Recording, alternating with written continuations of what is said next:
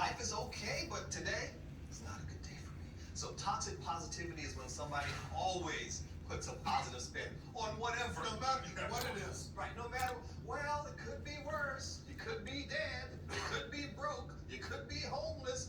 Right? No matter what, there's always a positive tale at the end.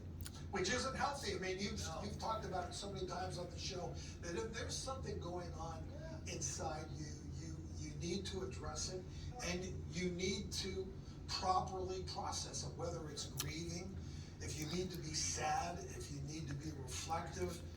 It's part of the process of maintaining good mental health. Right. The toxic positivity, it's a perpetual state of denial because you can't acknowledge that life today has a bump in the road, a hurdle you need to cross, and it's okay. We've crossed them before. We can cross it again. It is the ultimate when it comes to invalidation.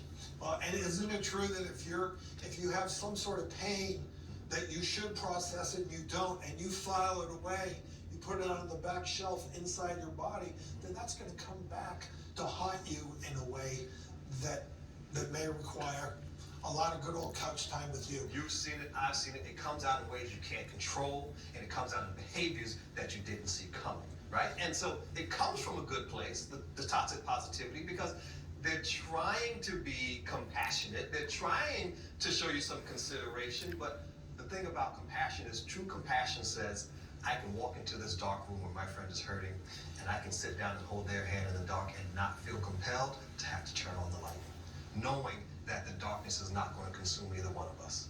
We've got to take us a minute to sit with that. Yeah.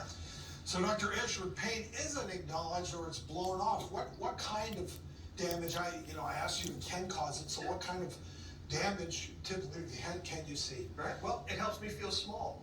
It helps me feel insignificant. Right. It invalidates me. It's just one more thing on that evidence list of why I'm not good enough. Right? Well, I told Doc, I got some crow's feet, Doc, and he said he didn't say anything, but so, right? And so, and it's almost, in its extreme form, is a sense of gaslighting, right? Am I crazy, or is life really not that bad? And so you really, again, it's coming from a place of compassion. The thing we hate to do here in America is we hate to take that moment and sit alone with our thoughts because we're not sure if they're going to scare us to death. So how do we deal with toxic positivity? How do we abet it? And how do we deflect it if it's thrown at us? Yeah. So accept it in the spirit in which it was given. Hey, you know what? I really appreciate.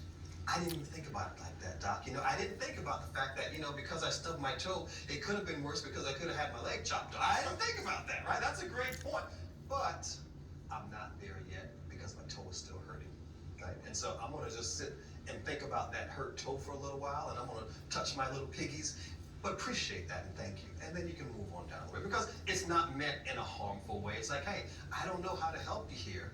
I can just try to help move you to the solution because staying on the problem makes me uncomfortable and it may make me think about some things that aren't going great in my life. So people want to move to the fix instead of, as opposed to sitting in that dark. And the dark is okay because, right, it helps define the light. You are good at this stuff. There's a lot to that psychiatric gig, isn't there?